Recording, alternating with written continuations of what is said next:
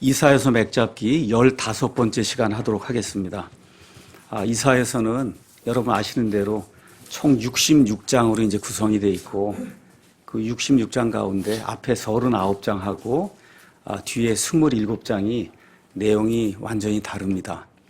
그래서 이제 오늘 저희가 36장부터 시작해서 39장까지 히스기야의 삶에 일어났던 여러 가지 일들을 통해서 인생에 좀 교훈을 받는 그런 시간을 좀 가지려고 합니다. 그래서 이제 이게 끝나면은 이사야서 그 두꺼운 책에 전반부 39장이 이제 다 끝나게 됩니다.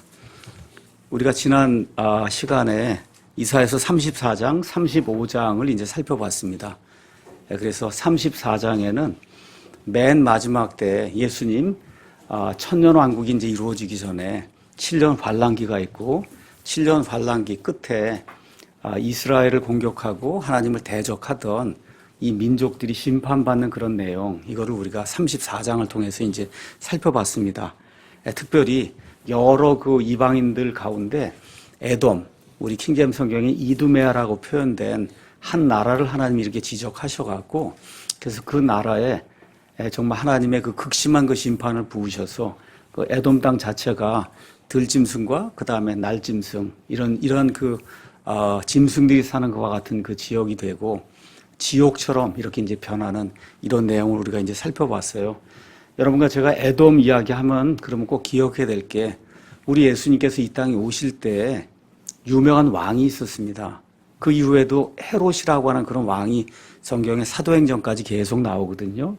그 헤롯이 바로 에돔 사람이에요. 에돔, 이두메아 출신이다. 이걸 좀 기억을 하시고 하여튼 하나님께서 맨 마지막 때 이 에돔 지역을 통과하시면서 포도즙 틀 심판이라고 하는 엄청난 규모의 이렇게 그 계곡에 사람들을 밀어넣고 그리고 포도즙 틀을 홀로 밟으셔서 그래서 요한계시록 13장, 14장에 나오는 엄청난 규모의 피가 흘리는 피가 이제 흘러가는 이와 같은 그 대심판이 이루어진다. 이런 것들 우리가 지난 시간에 이제 살펴봤고 이것이 이제 끝나고 나서 우리 예수님께서 이 땅에 이제 세우시는 천년왕국이 무엇인가 35장에 이제 자세하게 나옵니다. 그래서 제가 찬송가 황무지가 장미꽃까지 피는 것을 볼 때 이걸 가지고 그때 이루어진 그 내용 35장에 나와 있는 이 모든 내용은 이제 설명을 했습니다. 자연계의 변화가 생기고 그 다음에 예수님으로 말미암아 말 그대로 병자들에게 힐링이 생겨서 각종 병을 앓는 그런 사람들이 다 고침을 받게 되고 또 예수님의 보혈의 능력으로 구속받은 자들이 이 왕만이 다닐 수 있는 그와 같은 거룩한 길, 구분된 그런 길이 있는데 그 길에 예수님과 함께 다니는 이와 같은 메시아의 천년왕국이 이루어진다. 이렇게 이제 말씀을 드렸습니다. 오늘은 36장에서 이제 39장 이 말씀을 가지고 히스기야의 삶에서 일어난 인생의 교훈을 우리가 이제 살펴보도록 하겠습니다. 우리 이사야서 1장에 가서 보면 이렇게 기록이 돼 있어요. 유다 왕 우시야와 요담과 아하스와 히스기야 시대에 아모스의 아들 이사야가 유다와 예루살렘에 관하여 본 환상계시다. 그러니까 대언자 이사야가 가서 보니까 우시야, 요담, 아하스, 히스기야 네 왕이 살던 그런 시대에 그러니까 말 그대로 오랜 시대에 걸쳐서 하나님의 말씀이 이제 대언했습니다. 그 대언한 가운데 여기 히스기야라고 하는 이 왕이 얼마를 이제 통치를 했냐면 29년을 통치했거든요. 그 29년 통치하는 가운데 이 이사야가 그 왕과 같이 했어요. 그러니까 이사야를 생각하시면 꼭 히스기야와 같이 했다. 히스기야 두 사람을 같이 이렇게 놓고 이렇게 기억을 하면 좀 좋을 것 같습니다. 자, 이 내용은 상당히 중요한 것이 돼서 그래서 하나님께서 여기에 4장을 기록하시고 열왕기 하에 18, 19, 20 그 다음에 역대기 하에 32장 이렇게 해갖고 성경 안에 이 성경 안에 8장을 기록해 놓으셨어요. 이 히스기야 왕에게 일어났던 그 일, 특별히 열왕기 하 18에서 20장, 그 다음에 이사야서 여기 36장부터 38장은 거의 내용이 토시 하나 틀지 않고 같을 정도로 이렇게 하나님께서 중요하다고 이제 여기셔서 이 말씀을 2번 연겁 후 성경 안에 이제 집어넣으셨습니다. 우리가 이제 히스기야를 공부하니까 히스기야의 그 일생을 조금 이제 살펴보면 좋습니다. 열왕기하 18장 2절 가서 보니까 25살에 왕위에 올라서 29년 통치하고, 그래서 이거 두 개 다 이제 합쳐보니까 54세에 사망했다. 이제 성경이 그렇게 기록하고 있어요. 아마 그 당시에 54세 정도면 평균 수명이 아니었겠나. 이렇게 이제 생각이 듭니다. 자, 근데 이제 히스기야 당시에 여러 가지 중요한 일들이 많이 생깁니다. 그 많이 생기는 것 가운데 히스기야가 아주 놀랄 정도로 엄청난 일이 이 히스기야 살던 그런 시대에 일어나요. 그래서 뭐냐면 여러분 아시는 것처럼 북왕국 이스라엘이 있고 남왕국 유다가 있는데, 히스기야가 언제 왕이 되냐면 북왕국 이스라엘의 호세아라고 하는 그런 왕이 통치하면서 3년이 되었을 때, 그때 이제 히스기야가 왕이 됩니다. 근데 어떻게 되냐? 6년이 지나서 호세아 왕의 9년이 되었을 때 북왕국 이스라엘이 저쪽 북쪽에는 아시리아에 의해서 완전히 초토화가 되고, 그래서 어떻게 나라가 없어지는 거예요. 한번 여러분 생각을 해보세요. 지금 왕으로 나라를 다스리고 있는데 나하고 이렇게 국경을 맞대고 있고, 지금은 뭐 둘로 나눠졌지만 사실은 형제 국가잖아요. 똑같은 그런 국가잖아요. 그렇죠? 북왕국 이스라엘에 의해서 우상을 극심히 섬기다가 결국은 완전히 초토화가 돼서 어떻게 돼요? 그 북왕국에 있던 거의 모든 사람이 다 아시리아 땅으로 이주를 당하고, 그렇죠. 아시리아 땅에서 또 어떤 사람들이 이 땅에 들어와서 그 땅에 거하면서 소위 이렇게 하이브리드 종족이라고 이야기할 수 있는 사마리아 사람들이 태어나는 거를, 그거를 자기 눈으로 본 거예요. 그렇죠?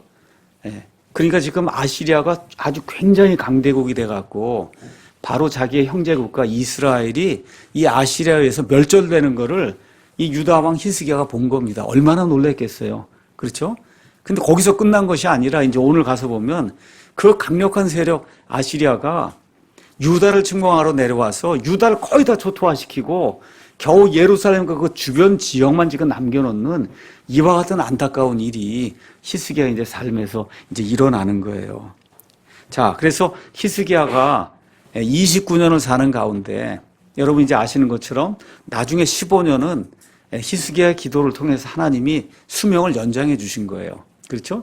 이런 거 빼고 나면 실제로 뭐 통치한 그런 기관, 이게 얼마 안 되는데, 그 얼마 안 되는 기간 가운데 북왕국 이스라엘이 멸절을 당하고 또 똑같은 그 세력 아시리아가 와서 이 온 유다를 완전히 초토화시키고 목숨을 빼앗아갈 정도로 위험한 그런 상태에 빠뜨리고 겨우 극복을 하고 났더니 또 어떤 일이 생겨요. 히스기야 안에 몸에 병이 생겨서 그래서 죽을 수밖에 없는 그와 같은 일이 생기고, 그 다음에 맨 마지막으로 이 모든 것이 끝난 다음에 이제 죽을 때가 가까이 이제 다가오는데 하나님이 또 한 번 그를 시험하는 그런 일을 이제 행하세요. 바빌론의 사신들이 와서 이러쿵저러쿵 하면서 뭐 히스기야를 이렇게 띄워주니까, 그러니까 히스기야가 교만해서 이 모든 것들을 보여주며 실수를 범하는 이와 같은 일들이 이제 이 안에 기록이 되어 있습니다. 그래서 첫 번째, 두 번째 이 시련은 하나님의 은혜로 잘 넘겼는데 세 번째 시련은 결국 넘기지 못하고 히스기야 시대 이후로 약 100년쯤 지나서 결국 유다가 새로 일어나게 되는 바빌론에 의해서 이제 완전히 멸망을 당하게 됩니다. 자, 이런 걸 보면서 성경에 가서 보시면 히스기야는 대단히 하나님을 두려워하고 정말 경건한 그런 왕이었다. 우리가 잘 아는 뭐 다윗이라든가, 그 다음에 아사, 여호사밧, 그 다음에 여기 히스기야, 그 다음에 히스기야의 손자가 되는 요시야, 요 정도가 이스라엘의 그 많은 왕들, 한 40여 명의 그런 왕들 가운데 요 한 5명 정도가 정말 훌륭한 왕이고 하나님 보시기에 좋은 왕이라 이게 손에 꼽을 정도 이렇게 돼 있는데, 그럼에도 이렇게 좋은 왕임에도 불구하고 결국은 사람의 나약함이 무엇인가를 우리에게 이제 보여주고 있거든요. 그래서 이사야서에 하나님이 다시 한번 이 말씀들을 기억해 놓고 계신 걸 기억하면서 인생이 무엇인가를, 또 국가가 무엇인가, 이런 것들을 이 말씀을 통해서 저와 여러분이 꼭 배우면 좋을 것 같습니다. 먼저 아시리아가 침공하는 그런 내용이 이사야서 36장, 37장, 그 다음에 열왕기하 18장, 19장, 그 다음에 역대기하 32장에 이제 기록이 되어 있습니다. 자, 히스기야가 그렇게 좋은 왕인데 히스기야의 아버지는 그렇게 좋지 않았어요. 여러분 잘 아시는 것처럼 또 히스기야 아들은 유다에서 가장 사악한 왕이에요. 그러니까 거기 샌드위치처럼 껴있는 거예요. 히스기야의 아버지도 악한 사람, 아하스입니다. 아주 악한 사람이에요. 성전 문을 폐쇄해서 하나님께 예배드리지 못하도록 그렇게 만들었어요. 이방신들을 만들어 놓고 하나님의 백성에게 그 신들에게 경배하라고 한 그런 아주 악한 왕이에요. 자, 히스기야 왕이 되자마자 여러분과 제가 성경 가서 특별히 역대기야 29장, 30장, 31장 가서 보시면 히스기야가 왕이 되자마자 개혁한 이와 같은 개혁의 내용이 그 안에 들어 있습니다. 얼마나 개혁을 많이 했으면 하나님께서 세장을 할애해서 그래서 자기 아버지가 했던 모든 것들을 완전히 다 쓸어버리고 그리고 하나님이 기뻐하시는 그런 일을 하면서 결국은 유다 백성이 참 하나님 그 여호와 하나님을 섬길 수 있도록 모든 것을 이렇게 예비하는 히스기야 정말 아름다운 모습이 그 역대기하 29에서 이제 31장까지 이제 기록이 돼 있어요. 그래서 백성들에게 저 우상들은 가짜신이니까 저 우상들 섬기지 말고 이 세상의 모든 것들을 창조하신 여호와 하나님을 섬기고 그리고 여호와 하나님의 복을 구해야 된다. 이렇게 이제 히스기야가 이제 선포를 했습니다. 자, 근데 문제가 뭐예요? 하나님의 이렇게 이 개혁을 이루고 하나님이 기뻐하는 그런 일을 하면 우리 생각에도 복이 와야 될 텐데 그렇잖아요? 근데 여기 복이 오지 않는 거예요. 어떤 일이 생기냐? 목숨이 위태로울 정도로 이 아시리아라고 하는 대국이 침략을 해서 말 그대로 히스기야의 이 간이 떨어질 뻔할 정도로 그 정도로 어려운 그런 상황이 지금 히스기야에게 이제 발생하는 거예요. 이런 것이 왜 생기는가? 저와 여러분이 인생을 살면서 저도 그렇고 여러분도 그렇고 정말 하나님을 위해서 우리가 올바르게 바른 걸 좀 한다 이렇게 생각하고 하는데 어떨 때는 우리가 전혀 원치 않는 악한 일이 우리 가운데 생기거든요. 자, 히스기야를 통해서 우리가 이제 첫 번째 배워야 될 것은 온전히 하나님만 신뢰하는 거.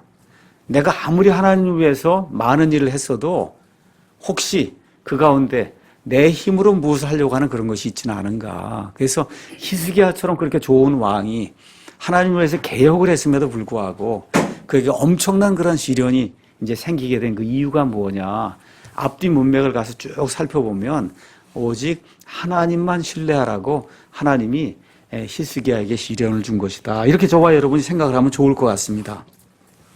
자, 그래서 드디어 아시리아 왕이 이스라엘을 멸절시키고 그리고는 세력을 다시 규합해갖고, 그래갖고 유다를 이제 침공을 해서 내려옵니다. 여기 이제 자세히 나와 있지 않지만 열왕기하 18장 13절에서 16절 이제 보시면은 처음에 이제 아시리아 왕이 오니까 자기가 가지고 있던 그런 모든 보물 이런 모든 것들 다 주고, 그래서 달래갖고서는 아시리아 왕을 이제 돌려보내는 그런 내용이 그 안에 이제 기록이 돼 있어요.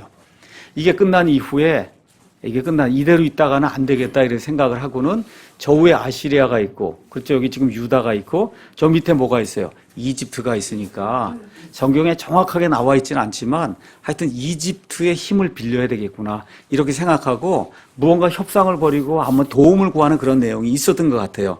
그래서 이사야서 30장 1절에서 7절 31장 1절에서 3절 가서 보시면 이집트를 신뢰하지 말라고 하나님이 계속해서 말씀하시는 내용이 그 안에 기록이 되어 있어요. 이집트는 육체에 지나지 않는다. 나 하나님은 영이고 그렇죠? 그래서 이 이집트의 말, 이집트의 군사, 그렇죠? 이집트 왕의 어떤 세력 이런 거 의지하지 말고 나만 의지하라고 하나님이 계속해서 대언자를 통해서 말씀하시는 거 보면 하여튼 아시리아가 쳐들어오니까 이거에 대비하기 위해서 나는 이집트를 좀 신뢰해야 되겠다. 하여튼 그런 마음이 유다 왕의 마음에 있었고 또 그런 일들이 실질적으로 행해진 것이 아닌가. 나중에 이제 여기 아시리아 왕이 여기 에티오피아 왕 이야기가 나오면서 결국 움직이는 이런 걸 보면 히스기야의 협조 요청에 따라 움직였는지 어찌됐든지 이 남쪽에 있는 세력이 올라와서 아시리아 왕을 이렇게 대적하는 그런 내용이 안에 기록이 되어 있습니다. 자, 그래서 주님께서 계속 말씀하시는 게 이집트를 신뢰하지 말고 하나님을 신뢰해야 된다.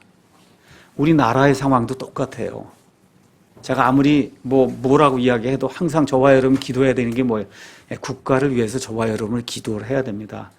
미국이 뭐 도와줄 수도 있고 이제 하지만 결국 우리가 신뢰할 수 있는 건 하나님밖에 없다. 아직 성경이 그렇게 이야기해 주는 거예요. 우리가 신뢰할 수 있는 것은 하나님밖에 없다. 근데 그 천지를 만드신 그 하나님께 기도할 수 있는 사람은 그리스도인밖에 없는 거예요. 이 믿지 않는 사람은 모르거든요. 하나님이 어떤 분이신지. 그렇기 때문에 우리 그리스도인들이 이렇게 국가의 위기를 이렇게 맞이하게 되었을 때 전심을 다해서 하나님께 기도해야 된다. 이런 내용을 하나님 우리에게 이제 알려주는 겁니다. 자, 그래서 사내립이 저 위에서부터 치고 내려와서 여기 이제 예루살렘이 있는데 예루살렘 제외하고 나머지 유다 전체를 거의 다 초토화시켰어요. 그리고 지금 어디에다 진을 쳤냐 하면 예루살렘에서 한 50km 여기 남서쪽 여기에 라기스라고 하는 그런 그 도시가 있는데 여기다가 이제 진을 쳤습니다. 여기다가 한 50km. 그러니까 여기서 서울 종로쯤이라고 생각하시면 되겠어요. 그쯤에도 지금 진을 친 거예요. 그렇게 진을 치고는 세 사람의 장군을 여기 예루살렘을 이제 보냅니다. 여러분 잘 아시는 것처럼 쉽게 얘기하면 특사입니다. 요새 많이 이야기가 되는 특사. 그 특사 이름이 다르단 랍사리스 랍사게 열왕기하 18장 17절에 나오는데 여기 나오는 다르단 랍사리스 랍사게 이거는 이름이 아니라고 보는 견해가 커요. 그러니까 무슨 총사령관 무슨 그 호칭을 이야기하는 거지 바빌론 사람들이 어떤 그 군대 장관의 호칭을 이야기하지 이름은 아닐 거다. 하여튼 어찌됐든 이 세 사람이 오니까 유다에서 또 세 사람의 특사를 내보내죠. 여러분이 아는 것처럼 엘리야김, 셈나, 그 다음에 요아라고 하는 세 사람을 이제 내보냅니다. 자, 그랬고 이 세 사람이 만나는데 어디서 만나느냐? 재미있어요. 우리 한번 열왕기 한번 가서 잠깐 여기 가서 봐도 되겠네. 36장 한번 보도록 하겠습니다. 36장 2절 가서 보니까 아시리아 왕이 랍사게를 큰 군대와 함께 라기스에서 예루살렘으로 히스기야 왕에게 보내니 그가 세탁공의 밭에 큰 길에 있는 위 연못의 수로 곁에 서니라. 이거 어디서 좀 나온 구절 아니에요? 세탁공의 밭 나오고 위 연못의 수로 이런 거 나오는 거 어디서 좀 나온 것 같은데 우리 이거 그대로 두고 이사야서 7장 한번 가서 보시죠. 이사야서 7장 한번 보겠습니다. 이사야서 7장 가서 보면 하나님께서 그 당시 왕이 누구냐 하면 아하스였어요. 아하스가 아주 악한 일을 할 때 하나님이 하나님의 대언자 이사야를 이 아하스에게 보냅니다. 그래서 어디에서 만나느냐? 3절에 그때 주께서 이사야에게 이르시되 이제 너와 내 아들 스왈랴습은 세탁공의 밭에 큰 길에 있는 위 연못의 수로 끝으로 나아가서 누구를 만나라고요? 아하스를 만나라는 거예요. 이 장소가 지금 똑같은 거예요. 그러니까 30년 전에 이사야를 하나님이 보내셔서 그래서 저 세탁공의 밭에 있는 저 위 연못의 그 수로 거기 가서 아하스를 만나라고 한 바로 그 장소에서 지금 아시리아의 특사 3명하고 그 다음에 유다의 특사 3명이 지금 만나는 그런 일이 이제 생깁니다. 자, 이 당시에 어떤 일이 생겼냐면 30년 전에 여러분이 기억하시는지 모르겠지만 저 북쪽에 시리아가 있었어요. 거기 왕이 르신이에요. 그 다음에 북쪽에 이스라엘의 왕이 있었어요. 그 왕의 이름이 베가입니다. 이 둘이 연합을 해갖고 그래서 밑에 있는 아하스를 죽이려고 하는 거예요. 이렇게 되니까 아하스가 아이고 죽겠구나 이렇게 생각을 하고는 하나님을 의지하지 않고 어디를 의지하나 저쪽으로 돌아가서 아시리아에게 도움을 청하는 거예요. 아시리아에게. 바로 이런 상황에서 하나님이 아하스에게 경고하거든요. 그렇게 하면 안 된다. 그렇죠? 이렇게 경고한 이후에 7장 이제 그 뒷부분에 가면 맨 끝에 지금은 아니지만 결국 나중에 아시리아가 또 침공할 거다. 이런 거 말씀을 이제 해주세요. 그 말씀이 30년이 지나서 그의 아들 지금 히스기야 시대에 지금 하나님이 예언하신 그대로 지금 이루어지는 대목이 여기 이사야서 36장에 이제 기록이 돼 있는 거예요. 그래서 이사야서 7장 17에서 25절에 아시리아가 궁극적으로 유다를 침공하러 온다. 침공하러 온다. 그건 이루어지는 내용이 이 안에 이제 기록이 되어 있습니다. 자, 드디어 이제 왔는데 그 중에 이제 3명의 특사 중에 말을 많이 한 그 특사 이름이 여기 보니까 랍사게로 되어 있어요. 랍사게. 근데 이 랍사게가 아주 치욕적인 말을 합니다. 그러니까 성경에 가서 보시면 하나님을 대적하는 이와 같은 그 여러 사람들이 나오는데 그 대적하며 하나님의 백성을 대적하는 그러한 그 말들 가운데 어쩌면 성경에서 가장 치욕적인 그와 같은 말, 그게 지금 랍사게에서 입에서 나오는 그런 말이에요. 그래서 36장 4절에서 이제 21절 가서 보면 랍사게가 오자마자 하는 내용이 이집트를 신뢰하지 마라.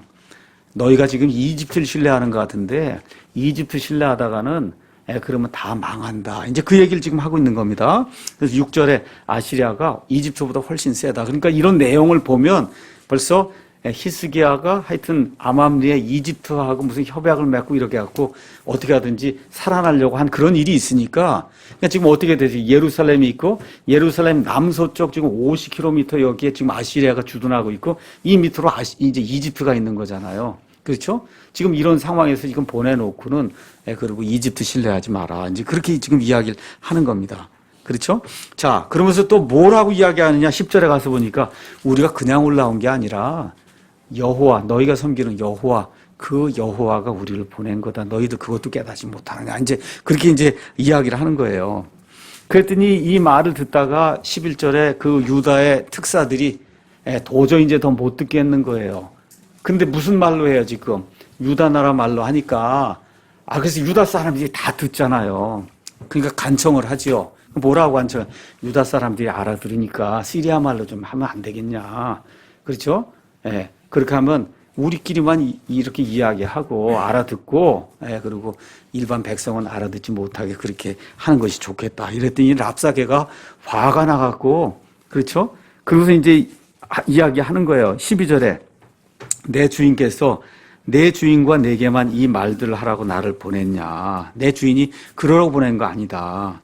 그분께서 나를 성벽에 앉은 사람들에게도 보내사 그들이 너희와 함께 자기들의 대변을 먹게 하고 자기들의 소변을 마시게 하지 않았느냐. 그러니까 히스기야와 그 특사들에게만 보낸 게 아니라 모든 유다 사람들이 다 알아듣도록 유다 나라 말로 그렇게 말하라고 나를 보냈다. 그리고는 곧바로 그렇죠. 소리를 질러갖고 유다 나라 말로 유다 사람들에게 이 히스기야를 대적하고 그리고 하나님을 대적하는 그런 말을 하는 이 엄청난 그 뭐라 할까 비극이죠.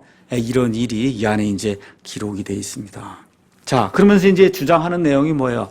아무도 아시리아를 이길 수 없다는 거죠. 그렇죠? 여태까지 여러 나라가 아시리아하고 싸웠지만 아시리아를 대적해서 이긴 나라는 하나도 없었다. 그 나라에 그 당시 사람들 다 생각하는 게 뭐예요?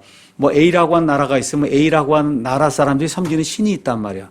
아시아도 자기들이 섬기는 신이 있단 말이야. 그러니까 이 사람들이 옛날에 싸울 때는 우리가 섬기는 신이 세냐, 니네가 섬기는 신이 세냐, 이거에 의해서 나라가 정복이 되고 안 되고 이렇게 생각을 한 거예요. 그러니까 지금 우리 아시리아 사람들이 섬기는 신, 이 신이 니스록이라는 그 신이 다른 나라 그 신들보다 훨씬 세기 때문에 다른 나라가 우리를 이기지 못했다. 근데 감히 여호와라고 하는 이 신이 우리 신을 이길 수 있느냐. 이제 그렇게 이제 이야기를 한 겁니다. 그렇죠? 그래서 여호와 하나님 절대 우리 이기지 못한다. 20절에 이제 그렇게 이야기하는 거예요. 자, 그래서 이제 결국 36장 22절부터 37장 20절까지는 유다가 이제 회개하는 내용이 그 안에 기록이 되어 있습니다. 자, 그래서 회개하는 모습을 가서 보시면 항상 옷을 찢고, 그렇죠? 그렇게 이제 하면서 히스기야에 가서 랍사게의 말을 그대로 이제 전하는 겁니다. 자, 그랬더니 이제 히스기야 왕 역시 굵은 베옷을 입고 주의 집에 이제 들어가서 그리고 이제 아모스의 아들 이사야에게 이제 사람을 보내는 거죠.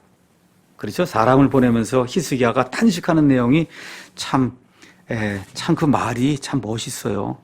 3절, 30절 3절에 히스기야 이같이 말씀하시기를 이날은 고난과 책망과 모독의 날이니 아이들이 태어나려 하나 해산할 힘이 없도다.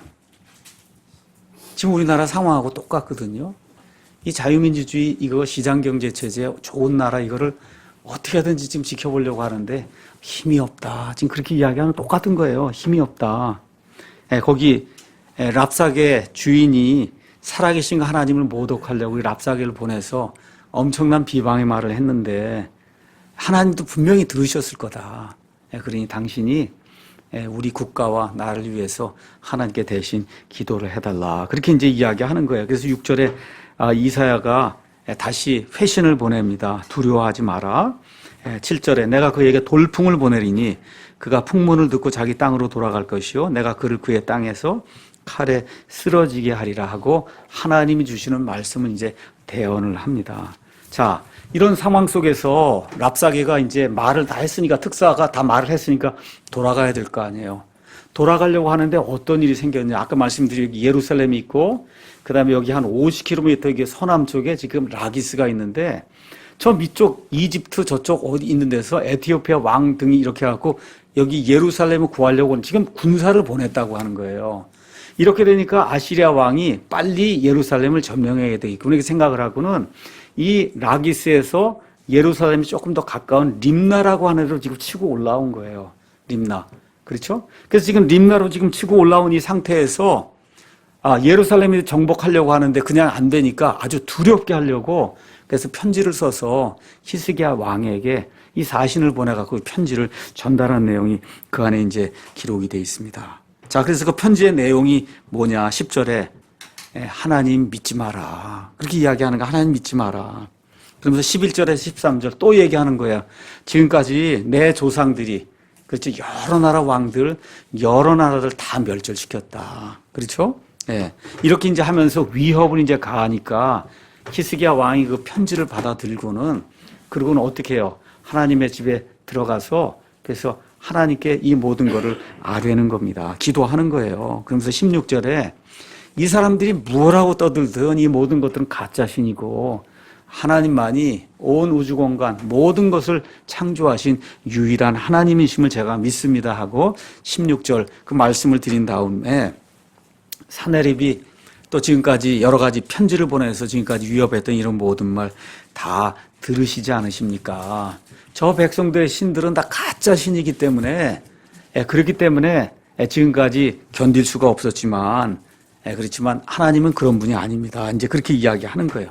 이렇게 하면서 하나님의 은혜를 간구하는 내용이 그 안에 기록이 되어 있고, 21절부터 이제 35절에는 이사야가 와서 하나님의 말씀을 대언하는데, 그 하나님 말씀의 대언의 내용이 뭐냐 하면, 하나님께서 이 유다와 이스라엘이 말을 듣지 않고 우상을 숭배하니까 하나님의 심판의 도구로 아시리아를 하나님이 세워 놓으셨다는 거예요. 그렇죠? 그러니까 아시리아는 하나님의 손 안에서 노는 뭐 도끼자루라든지 이런 건데 지금 자기 주제 파악을 못하고, 그러고는 우리 조상들과 그 다음에 우리가 이 모든 것들을 다 구상하고 계획해갖고 여러 나라를 다 쳐서 멸절시켰다 그러고 그렇게 이야기하고 있으니까 하나님이 이사야를 통해서 뭐라고 말씀하시느냐. 이 세상의 모든 역사는 내 손 안에 들어있다. 아시리아 저 왕이 자기가 뭘 구상하고 뭘 계획했다 그래가지고 뭐 움직여갖고 나라들 정복한 걸로 그렇게 이야기하는데 내가 분명히 이야기한다. 그게 아니라 이 모든 구상과 계획이 나한테 나온 거다. 그렇죠? 저걸 알지 못하고 주제 파악하지 못하고 그리고 하나님을 못 얻건져 아시리아 내가 그냥 두지 않겠다 하고 하나님이 말씀하신 내용이 그 안에 들어 있습니다. 그래서 요즘 우리나라 이렇게 진행되는 그런 악한 일들 이런 것들 보면서 처음에는 제가 굉장히 고민 많이 했어요. 참 이거 나라가 어떻게 될 것인가. 근데 날이 갈수록 조금 담대해지는 것 같아요. 그래서 뭐냐 하면 하나님의 손 안에 이게 들어있지 않나. 그렇죠? 그래서 지난 70년 동안 하나님이 정말 비상하게 우리나라에 손을 얹어주시고 정말 세상 사람들이 이룰 수 없는 그런 기적 같은 그런 역사를 하나님이 지난 70년간 이루어 주셨는데 이게 공산국가가 되겠는가.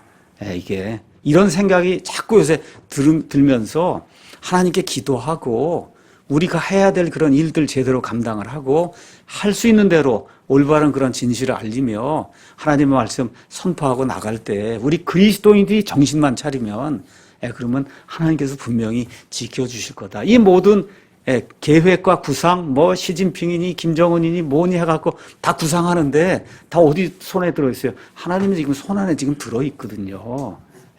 그래서 저와 여러분이 기도해야 될 거는 악이 승리하지 못하고 마귀가 승리하지 못하고 유물론을 섬기는 공산주의자들이 승리하지 못하고 참 하나님을 섬기는 그리스도인들이 바르게 예배할 수 있는 그런 국가가 될 수 있도록 하나님께서 우리를 다시 한번 불쌍히 여기시고 우리에게 기회를 주십시오. 하나님께 간절히 기도하는 거, 이 일이 지금 이 시간에 가장 필요하다 이런 생각이 드는 거예요. 지금 여기 이사야를 통해서 지금 하나님이 주신 그 말씀도 그거예요. 모든 것이 지금 내 손 안에 지금 들어있다. 그렇죠? 이와 같은 말씀을 주시면서 34절에 뭐라고 이야기하냐. 33절에 그가 이 도시에 이르지 못해 예루살렘에 도달하지 못한다. 거기로 화살도 쏘지 못하고 방패를 가지고 이 도시 앞에 오지 못하며 이 도시 예루살렘을 치려고 언덕, 이게 성벽을 쌓아놨으니까 이거를 이기려면 흙을 갖다 쌓아놔야 되거든요. 그래서 넘어가야 되는데 이런 일을 하지 못한다. 자기가 온 길 바로 그 길로 돌아가며 이 도시에 이르지 못하리라. 주가 말하노라. 내가 나와 내 종 다윗을 위하여 이 도시를 보호하고 구원하리라. 이 말씀 그대로 적용하면 내가 나와 이 하나님, 참 하나님과 그 다음에 한국에 있는 이런 하나님을 존중하고 하나님께 예배드리는 이 그리스도인들을 위해서 이 나라를 보호하시리라. 하나님 그렇게 말씀하신다고 믿고 저와 여러분이 간절히 기도하는 겁니다. 그랬더니 어떤 일이 생겼어요? 36절에 놀라운 일이 생겼어요. 그렇죠? 놀라운 일. 여기 가서 보시면은 이 랍사게가 뭐라고 이야기하느냐 하면은 여러분 한번 가서 이 36장에 한번 가서 보죠.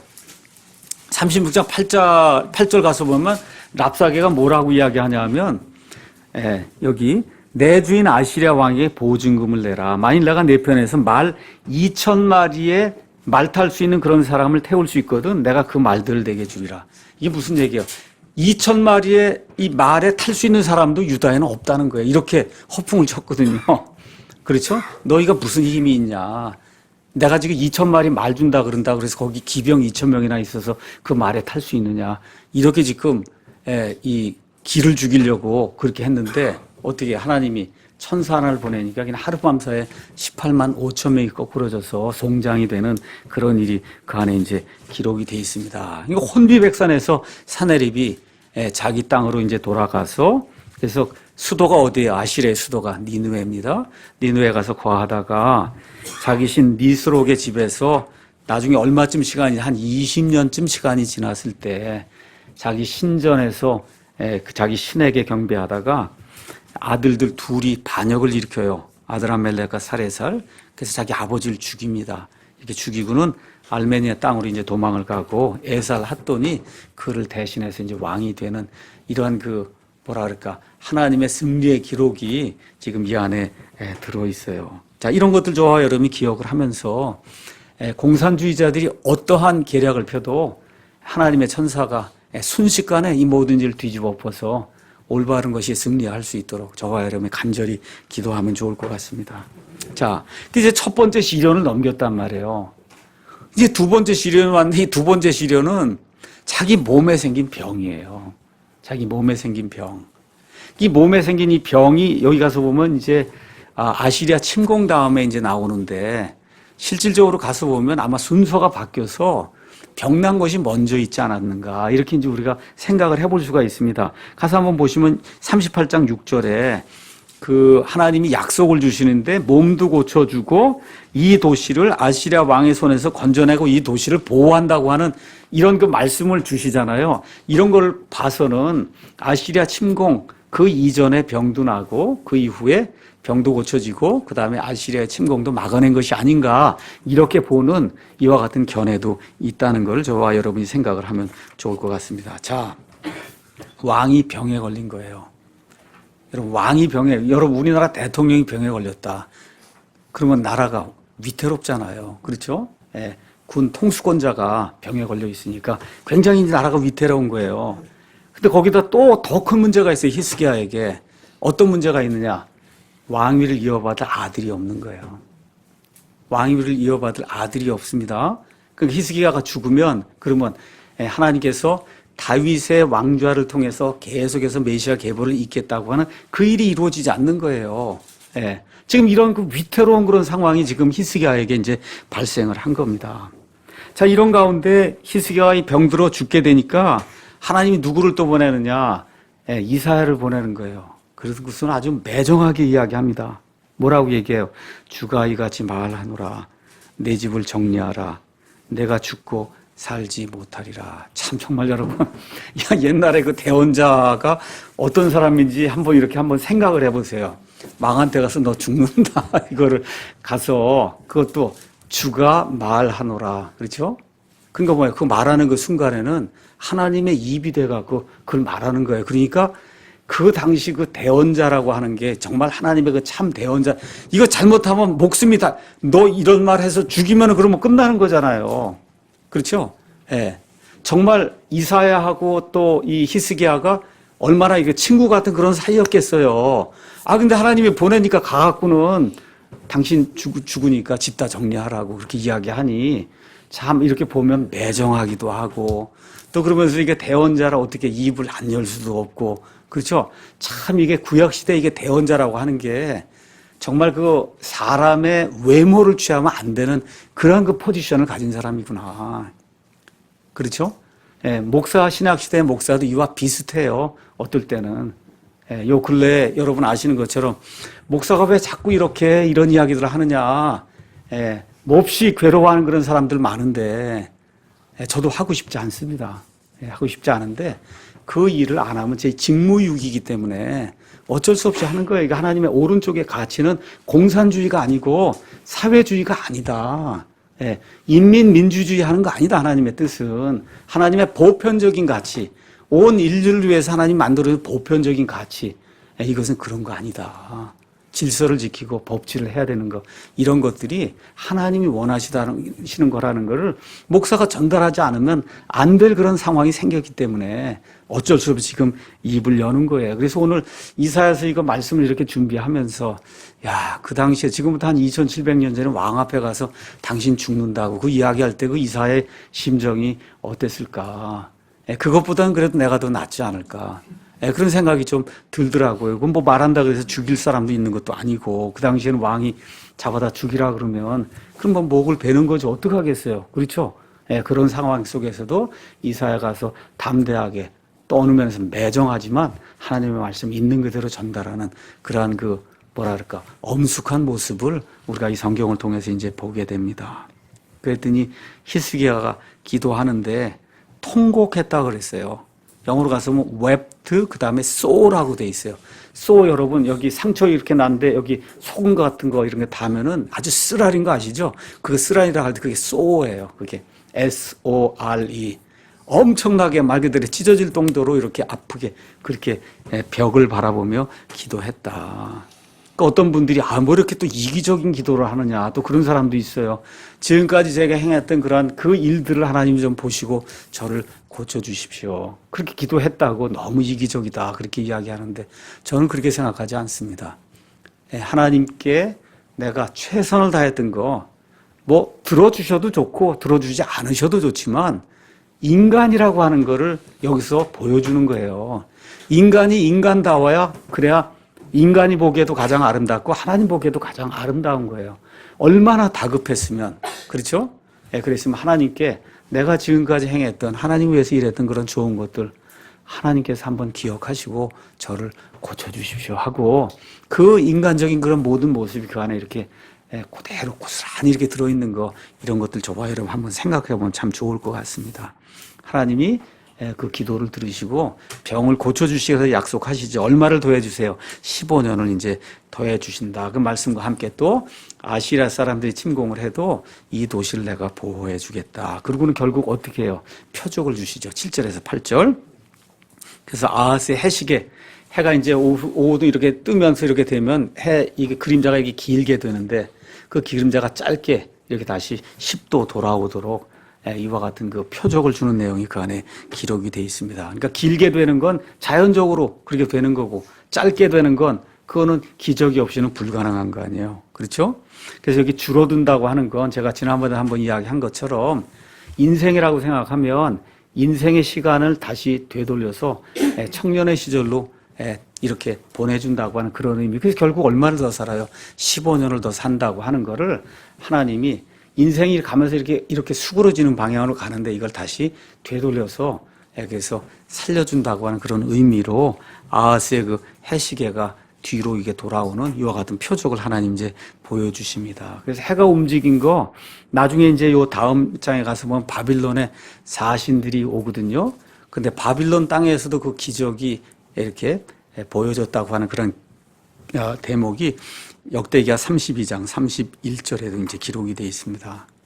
여러분, 해를 움직이는 권능을 가졌어요. 요새 제 아내가 미국 다녀온 다음에 새벽 5시 반에 꼭 일어나야 된다고 그러더라고요. 그래서 왜 그러냐 그랬더니 아침에 해 뜨는 걸 한번 보면 너무 기가 막히다 그래요. 여기서 무슨 얘기냐 그랬더니 근데 그렇게 시커멓던데 그냥 해가 이렇게 떠서 한 3초, 5초만 지나면 온 세상이 환하게 된다는 거예요. 온 세상이. 아, 그렇구나. 예. 저도 이제 한번 5시 반에 한번 깨보려고 그래서 잘 안 되더라고요. 근데 어찌됐든 기가 막힌 거 아니에요? 여러분 한번 생각해 보세요. 그냥 새까맣게 있었는데 해가 하나 이렇게 뜨게 되면 그러더니 제 아내가 해가 움직이는 게 맞는 것 같다고 그러더라고요. 해가 움직이는 게 맞는 것 같다고. 그래요. 맞습니다. 성경대로 믿지만 해가 움직여요. 땅은 가만히 있고. 예, 하여튼 참 성경이 묘한데 여기 해를 움직일 수 있는 분 같은 해를 다시 그걸 되돌리잖아요. 여러분 여호수아기 가서 보면 어때? 해를 세워놓잖아요. 달도 세워놓는 그런 권능을 가진 분이 저와 여러분 예수님 공중에 강림하실 때 우리를 다 채워 올리는 겁니다. 한두 명도 아니고 수천만, 그렇죠? 뭐 1억 이렇게 되는 그 그리스도인들을 채워 올리는 거예요. 또 어떻게 해요? 예수님 안에서 살아있는, 죽어있는 이 그리스도인들 어떻게 무덤 속에서 다 해서 부활해서 올리는 그와 같은 권능을 가진 거예요. 그분이 바로 우리가 섬기는 하나님이다. 그래서 우리가 그 하나님을 기억하고 국가의 이 위험한 이런 사태, 또 하나님께 기도하고 우리가 병들었을 때도 기도하고, 요 근래 이제 황영옥 자매님 그 남편이 이제 갑자기 수술 받고 이렇게 하다가 아프셔갖고, 그래갖고 지금 의식불명의 상태에 있다가, 하여튼 어저께 밤부터 이제 좋은 상태로 돌아온다 그러는데 그 소식을 들으니까 너무 난감하더라고요. 척추 이렇게 해갖고 6개인가 못을 박아갖고 수술을 다 해놨는데 의식불명이 된 거예요. 그러니 이 뒤를 다 찢고 이렇게 해갖고 있는 상태에서 이거 병원으로 옮겨놓으니 중환자실에 들어가서 혼자 이거 얼마나 아프기도 하고 움직이지도 못하고 얼마나 힘들게 척추가 이렇게 다 그냥 수술을 다 해놓은 그런 상태로 지금 기도하는 수밖에 없죠. 참 감사하게도 그 남편이 의식이 좀 돌아오고 상태가 많이 좋아졌다고 아까 오후에 제게 이제 문자를 보내주셨습니다. 우리가 살다 보면 사람이 겪어야 될 것 같은 그 슬픔과 고통이 누구에게나 다 있습니다. 저도 마찬가지고. 언젠가 한번 이야기했듯이 제 막내딸이 겨울에 고속도로 차를 타고 차가 완전히 전복을 했거든요. 그래 가서 옆에 있는 가드레일을 갖다 받았단 말이에요. 그렇죠? 그래도 하나님께서 하나도 다치지 않게 해주셨어요. 하나도. 그거 엄청난 기적 아니에요, 여러분? 차가 뒤집어져 갖고 쫙 그냥 고속도로에 그냥 눈에 이렇게 빨려가면서 옆에 가드레일 다 치고 이렇게 했는데도 하나도 안 다쳤어요. 참 그때 그 아이를 잃고 그랬으면 얼마나 슬펐겠어요. 그렇죠? 죽을 수밖에 없는 그런 사고 이런 것들이 우리 삶 속에나 우리 자식들의 삶 속에 일어날 때 우리가 할 수 있는 거 다른 거 없습니다. 기도해야 됩니다. 기도해야 돼요. 교회를 위해서 저와 여러분 기도하시고 하나님의 이 복음 사역을 위해서도 기도하시고 정말 미디어 선교를 통해서 오늘 미국에 사는 그 한 자매님이 내가 캐톨릭이었는데 이 미디어 선교를 통해서 예수님을 알고 구원받았다는 거예요. 그래서 카톨릭 다 버리고 이제부터 남침내 교회 다닙니다. 얼마나 귀한 그런 간증인지 제가 알 수가 없어서 우리 아이들에게 다 보내줬어요. 읽어봐라 이거. 아이고 한 명 구원받은 게 뭐 그렇게 중요하냐. 예수님이 온 천하보다도 귀하다고 이야기했습니다. 그런 일들이 우리가 그 미국이나 어디 그런 사람들과 한테 가서 복음 전하러 갈 수 없잖아요. 그렇죠?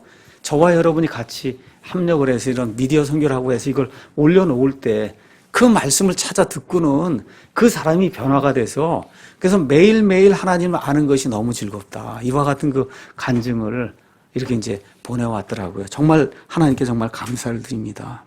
자, 이렇게 이제 해서 저와 여러분이 기억해야 될 것은 하나님을 사랑하는 성도들에게도 하나님의 징계가 임한다는 거.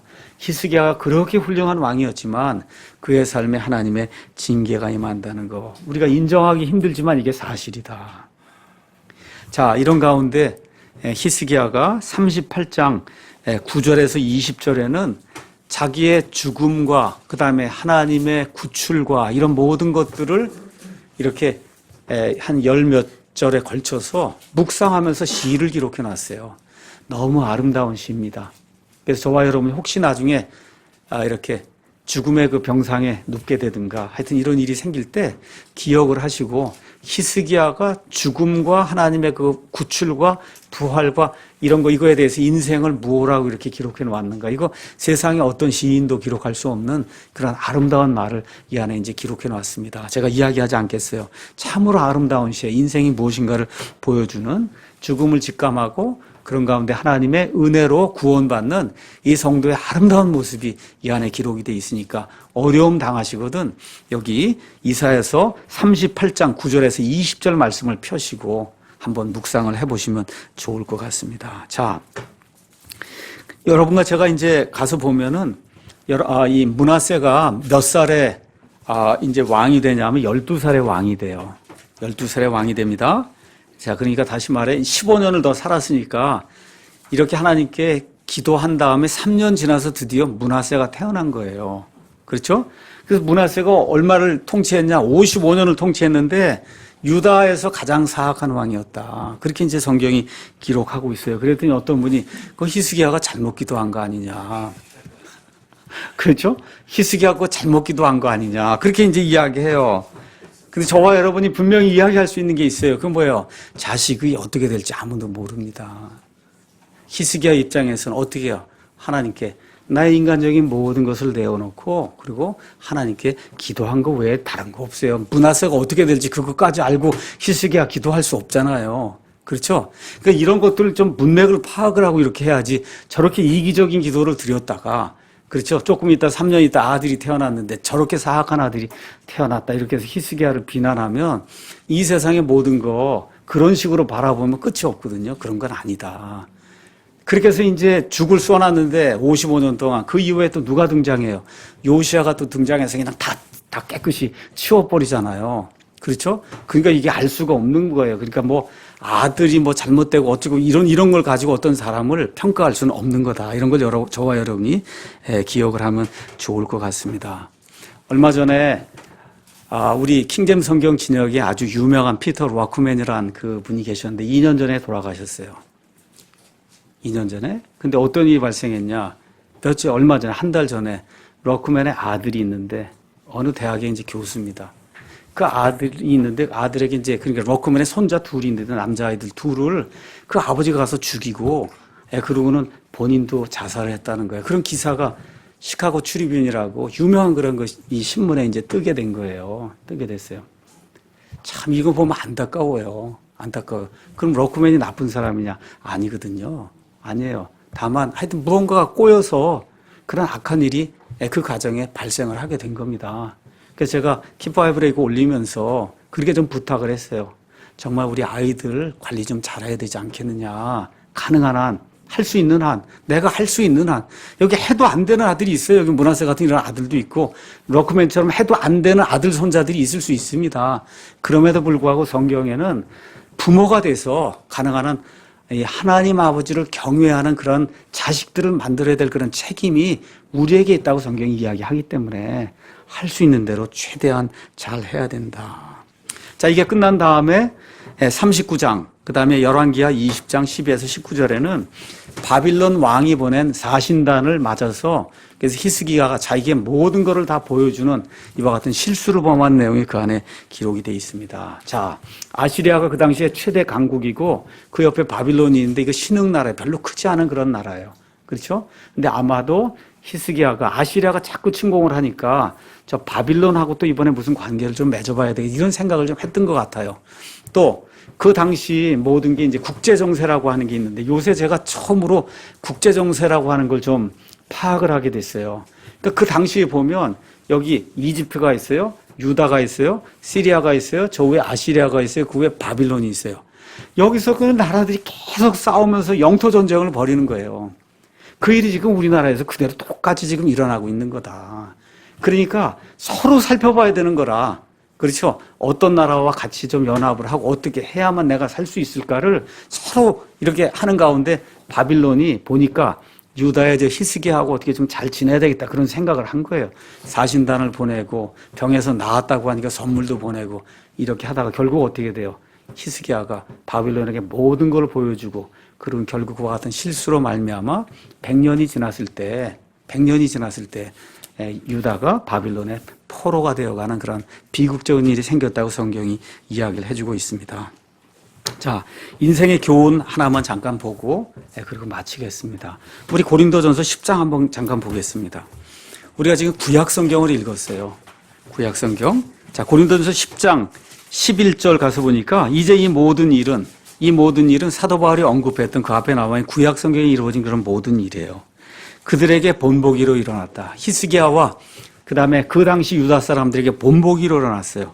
또 그것들은 세상의 끝을 만난 우리를 훈계하기 위해 기록됐다. 저와 여러분 구약 성경을 읽으면서 세상의 끝을 만난 우리를 위해서 하나님 이걸 훈계의 기록으로 주신 거다. 이걸 꼭 기억을 해야 됩니다. 그래서 그런즉 스스로 서 있는 줄로 생각하는 자는 넘어지지 않도록 주의할지니라. 이 히스기야가 스스로 서 있는 줄로 생각하다가 오늘 넘어지면서 결국은 유다가 바빌론 포로 생활을 가는 그와 같은 일이 발생하게 된 거거든요.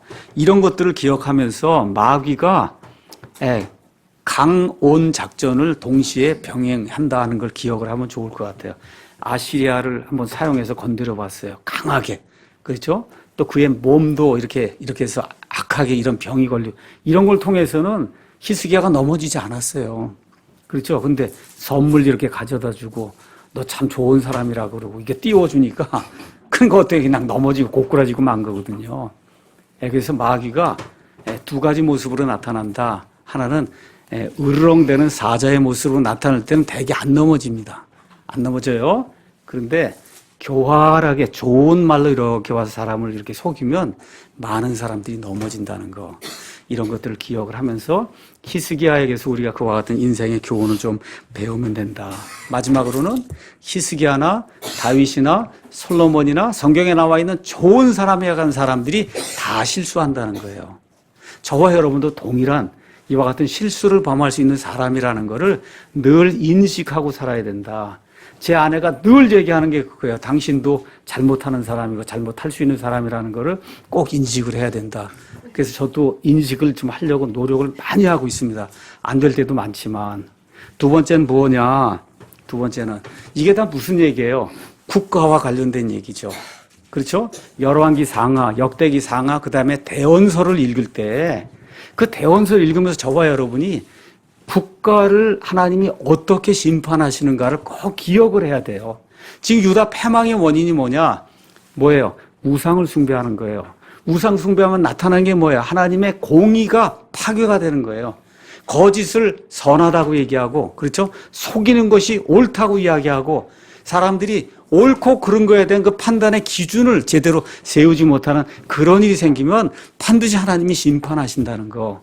그 일이 특별히 하나님을 믿는다고 하는 이 교회 안에 팽배하게 될 때 하나님이 그냥 두지 않는다. 왜 그러냐? 하나님의 자녀이기 때문에 하나님이 징계하신다는 그 사실을 특별히 대원서를 읽을 때는 저와 여러분 꼭 기억해야 돼요. 그냥 인간의 삶에 내 삶에만 적용하면 되는 게 아니고 하나님이 국가를 통해서 하나님의 어떤 심판을 집행하시기도 하고 구출해 주시기도 하고 이런 것들을 통해서 인간 개개인에 대한 그런 일뿐만 아니라 이 국가에 대한 그런 일을 하나님이 어떻게 처리하시는가 이거를 반드시 잘 봐야 되는 거예요. 그래서 선을 악하다 그러고 그렇죠? 악을 선이라고 하는 이와 같은 일들을 이사야 시대에 유다 백성들이 그런 악한 일들을 하다가 결국은 100년 지나서 바빌론 포로 생활 가게 됐다는 이런 것들을 기억하면서 이 시대 21세기 하나님께서 우리 민족에게 그리스도인들을 주셨어요.